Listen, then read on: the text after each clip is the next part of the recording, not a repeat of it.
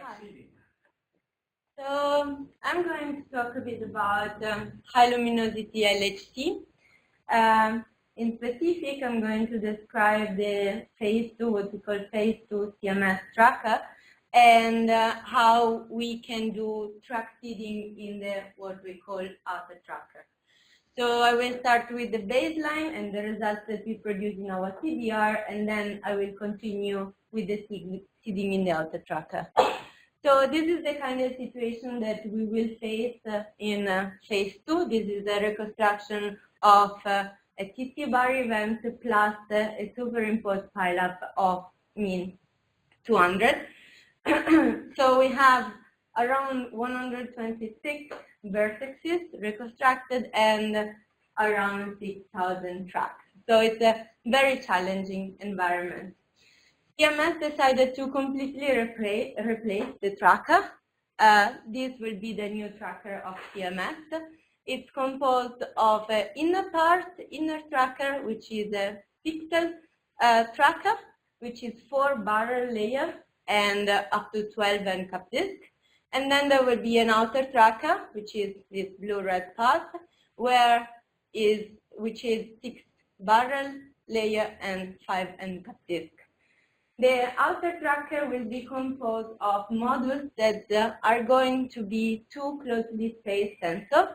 So in blue we will have a pixel strip module. So on the upper part there will be pixel, macropixel, and then strip. And the outermost part, the red part, will be strip modules. Just wanted to mention that in the first 3 innermost layer, the modules are arranged in a split geometry. Talking a bit more about the modules themselves, in the inner tracker there will be standard pixel, just with different pixel size respect to what we have in this moment. So we are looking into 2 different possibilities. The one is 25 times 100 micrometer square, and the other one is 50-50. And we will have a reduction of 6 times area respect to what we have right now. For the outer tracker, as I said, the concept is shown in this picture very nicely. We have these 2 closed sensors, and this will allow us to introduce the track information at the level of the level 1 track of the level 1 trigger. And these are the specific for the modules, as I said, PS and 2S modules. Okay, now talking about the offline tracking, we perform tracking with iterative philosophy. So we run different iterations, one after the other, as you have already heard this morning. And the main idea is searching for the easiest track, masking this hit, and then continue with the next iteration. So for each iteration, we search for a seed, which provides the initial trajectory parameters, and then we extrapolate this information to the next layer. We update the information if we find possible compatible hits, and then we continue until there are no more layers or there is more than 1 missing hit. In the third step, we perform a usual Kalman or Gaussian sum smooth filter in order to extract the trajectory parameters and the interaction point. And then the last step, we select and classify the tracks according to different criteria. This reconstruction is actually the standard reconstruction used in CMS, also in the current tracking. Talking about seeding, what is natural to think about is looking at the channel occupancy of our tracker. So as you can see in this map, here is shown the inner tracker, and here is shown the outer tracker. Divided, the negative Z is the macropixel sensor, and the positive Z is the strip sensor. So as you can see from these plots, the channel occupancy is less in the pixel area respect to the outer tracker area. So it's natural idea to start seeding in the pixel. So all the baseline will contain seeding which has been done using the inner tracker. This is a summary of our baseline in this moment. As I said, these are all the iterations that we run. and has been shown already this morning, we can see that actually the iteration that target low PT tracks are actually the iteration that have efficiency that reconstruct tracks down to 200, 300 MEV. And each iteration has a different seeding method and target different tracks. So about performance, we use a TT-bar sample and a single muon sample with TT10 GV with a superimposed pileup of 140 or 200. The same sample is being used for phase 1, so for the current tracker that we have in CMS. Then we apply some selection for the definition of efficiency and fake. So for the efficiency, we choose all the simulated track with TT of more than 0.9 GeV with the ACAT on the transverse impact parameter. And for the fake, we just put a cut on the PT of the reconstructed track. So the phase 2 optimization era is ongoing. We have already some new results with respect to the baseline, but all what I'm showing today is still ongoing work, and this can be considered conservative. So this is the efficiency as a function of the pseudo-rapidity and the PT. And here we have the fake rate as a function of, again, the pseudo-rapidity and the PT. So as you can see, the two scenarios that are here represented, 140 and 200 pileup, have more or less the same efficiency. For the fake rate, we have around the factor 2 with the highest pileup scenario, which is actually still pretty good. These are instead the different resolution on the trajectory, on the 5 trajectory parameters, and the comparison is done with respect to phase 1 in black, and as you can see, in all parameters we achieve better resolution with respect to the current tracker. So as a summary for the baseline, I hope I convinced you that we have pretty good efficiency and low fake rate, about 90% for a TT bar sample with this kind of pileup superimposed, and we have around a fake that is lower than 4-6%, up to 100 GV. So we have still room for improvement, especially for the high pileup scenario. For the track parameter resolution, I've shown that we cover a large eta range, and we have better performance with respect to the current detector. For vertex reconstruction, I didn't show here explicitly, but there is a slide in backup if you want.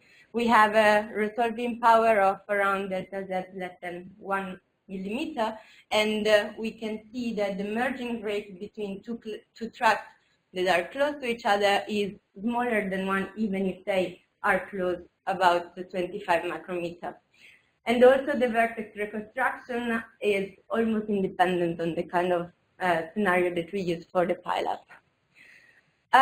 Talking about the outer tracker, so this work is ongoing. What the main idea is taking advantage of this kind of phased sensor. So in the level 1 trigger, we call it a stub. In the offline, we build a vector hit. So basically, we combine the information of the lower and the upper sensor in order to get a short track segment. And so the new hits, which called vector hits, will contain also the direction information and not just the position information. So on the local reconstruction, we have already implemented in CMSSW. We also implement a window cut, and I will going to show why we need it. Basically, we define a width, which is the difference of the local precise coordinates between the upper and the lower, and then we cut on this width for each vector hit. We did we compared two different approaches. The first one is with a fixed cut, the second one is with a layer dependent cut. I'm going to show the results later. For the global reconstruction, we already introduced the vector hits using the usual Kalman filter, and then we also use them in order to build, to seed in the outer track and to reconstruct the displaced tracks. So everything in this moment is run and tested in the latest release, but it's still work in progress. We have still a lot of work to do on both local and global reconstruction, also checking timing, memory consumption, and so on. So this is going to show why we need to apply ACAT. This is the number of vector hits that we have for TT bar events with the pileup 200 for different barrel layers and for different NCAP disks. So if we don't put any cut, this is the kind of number that we have. So all the vector hits are going to be labeled as accepted. But if we look at the clusters where the vector hits that are produced with the same simulated track, then we see that we already have 1 order of magnitude vector hits less respect to the total accepted.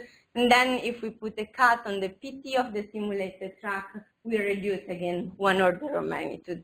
So basically this kind of lines is the lines that is interesting for physics. So we need to introduce a cut to kind of reduce these 2 order of magnitudes that we have. The first idea is after the corrected with the parallax correction, we produce a fixed cut with 10 sigma, where sigma is defined over here. The problem is that there are 2 big limitations. The first one is that it's pretty good with high PT track, so for muons from 10 or 100 GV, as shown here. But for low PT tracks, this cut is actually too tight. So we are actually cutting a lot of tracks that are in principle good. And this can also be good. And this can also be seen here if we look at sigma cut in this outermost layer. We can really see that we are losing a lot of vector hits that in principle are useful for physics. So the second idea was to put a layer-dependent cut. So we choose different kind of values for different layers and for different NCAP disks. As you can see here is the distribution of the width for muon with 1 GV PT. And here you can actually see that the distribution is very different with respect to the different barrel layer that we are looking into. Okay, here then is the summary. Here I compare in red if we don't put any cut, in green if we put a fixed cut, in blue if we put a variable cut. And we can see that actually the blue line compared to the red line are pretty close to each other, both in the barrel and in the NCAP disk. Then what can we do with this vector hit? So the first idea is compare with the baseline using the Kalman filter. So all the iterations that I explained before will use the vector hit in the outer tracker. The second idea is to introduce the outer tracker seeded iteration. So here is the efficiency as a function of the simulated track production vertex radius, which is basically telling you how much is displaced the track inside to our tracker. And this is the 2017 tracking, and we can see that the 2 iterations, pixel-less and top-tech, are going to reconstruct exactly this kind of space, so all the displaced tracks. So we want to do the same for phase 2. We see that with the pairs of vector hits, we just put some geometrical cuts, and then we introduce this new iteration, and we see how this performs. And then the second idea for the outer tracker seeded is to exploit vector hits with possible machine learning techniques. So we use the CNN, where the seeds are triplets of vector hits in the 3 innermost layer, and we train and test with the full simulation CMS W. So this is the first performance, first results that we got In red is the baseline, in blue is the vector hit plus the pixel-less iteration, and here is plot the efficiency of the function of eta and pt. And as you can see, for this kind of pilot condition, we are basically compatible respect to the baseline. This is instead the fake rate. If we, again, use the vector hit for all iteration and we introduce this new pixel-less iteration, and the fake rate, we can see that we have around a reduction of 10 times factor. And then we actually look at the space where our iteration is going to reconstruct track, and we can see that it is reconstructing it exactly in the region that we wanted to. So here is the comparison with respect to the baseline. Here is just linked different kind of iteration. So we have, of course, a dramatic increase for the efficiency for long-lived neutral like K0 or lambda 0 and so on. Okay, the last topic, I have just few slides, is about the machine learning with vector hit. Here are very preliminary results, and we use the 100 event of TT bar plus the pileup 200. We use, as I said, the first innermost, the 3 innermost layer of the other tracker, and we split our samples in 60-20-20 for training, validation, and testing. We define through triples all the vector hits that belong to the same tracker with the cut-on PT, and we define the false triple generating a combination of background using the 9 neighbors vector hits in each layer.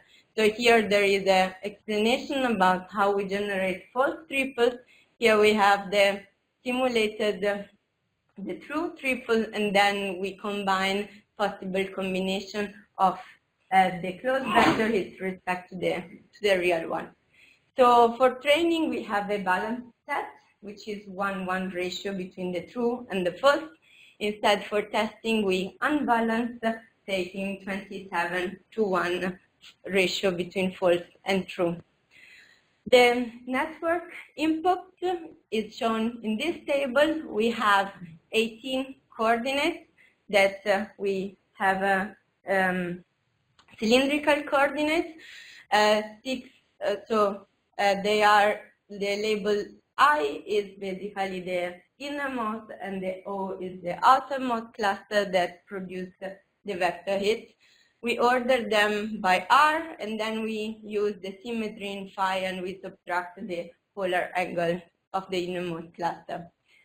And there are some more description, and there is the description and detail of this network in backup if you want. So about results, the first that I'm going to show is the true positive rate respect to the false positive rate, where the true positive is the number of accepted true, which are produced by SimTrack respect to the number of true triples with the SimTrack. Instead, the false positive rate is the number of accepted false triples respect to the total number of false triples generated in the test set. And as you can see here, there is a large area under the ROC curve. This is actually a logarithmic scale, so we are actually pretty happy that our CNN seems to work pretty good. And then the second result that I'm showing today is the fake rate, which is the blue line, or the false positive rate as a function of 1 minus the efficiency. So for the definition, our efficiency is the number of simulated track corresponding to at least 1 true triple respect to the total number of track.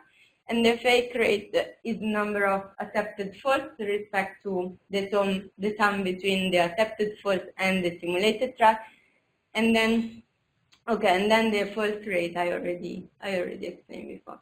So as you can see here, if we take an efficiency of around 99%, we have a fake rate of around 50%, which is actually good to be a seeding to be a seeding procedure. And also the false positive rate is actually, there is a large reduction with respect to what we put in input. The comparison with the baseline is still in progress, and we'll have results again in the close future. In conclusion, I presented our TDR baseline for phase 2 CMS. We have a very good tracking and very good vertexing already with this kind of high pileup scenario. The phase 2 specific developments have already started and are ongoing. We start to exploit the new outer tracker possibility, both on local reconstruction and with vector hits, and ongoing further optimization. And then we also already started to look into future and how to use the vector hit for an outer tracker seeding. So both these standard approach that I showed before, or also a more intense machine learning techniques. Both are the initial phase, and I hope that you enjoyed the talk. Thank you.